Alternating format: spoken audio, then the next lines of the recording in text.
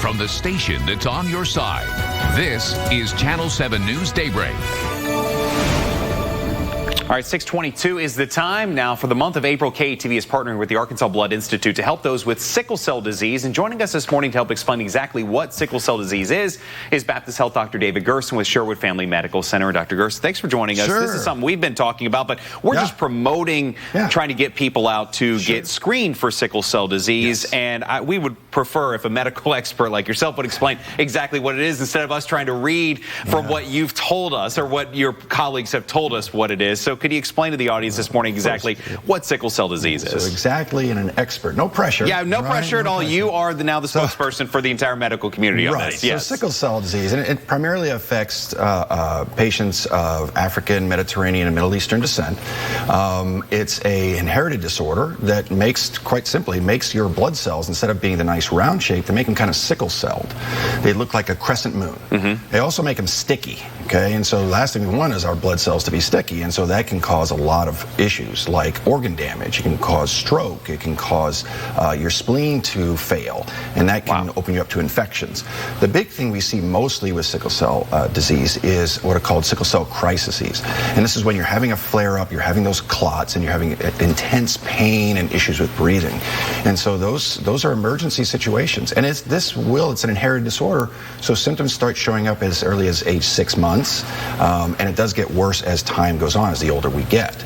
And there really is no cure for it. They're working on a cure. I think we're in phase 3 studies of some promising stuff, but there are medicines that we use to treat, and so it's important that we screen folks to see if they're a carrier, because you inherit it from your parents, but both parents have to have that trait. Oh, okay. For it to be passed along? Correct, yeah. So we have a lot of patients that come in with sickle cell trait. A lot of folks don't think much of it. They just, because they can live their day-to-day lives, no problem.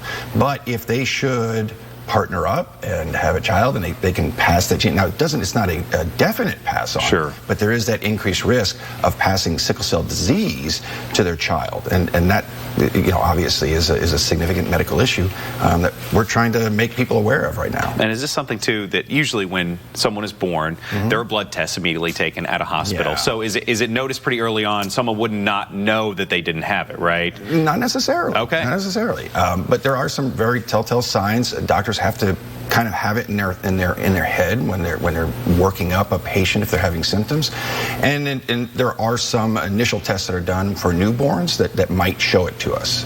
So yes, we do screen for it. It's just not something it's not a mandatory screen, so it's something a doctor has to think about. Okay, and if you're thinking about it, you can of course go see your doctor, and if it's something that you would like to take part in, our next blood drive is scheduled for April 13th at the Pine Bluff Blood Mobile. You can make an appointment by scanning the QR code on your screen, or go to KETV.com. You can sign up for any of our upcoming drives. You can also, of course, always join Baptist Health every Wednesday right here on Daybreak for Wellness Wednesday. Thanks so much to Dr. Gerson for joining us this morning. You can contact them by going to Baptist-Health.com or calling the Baptist Health Health line, which is 1-888-BAPTIST.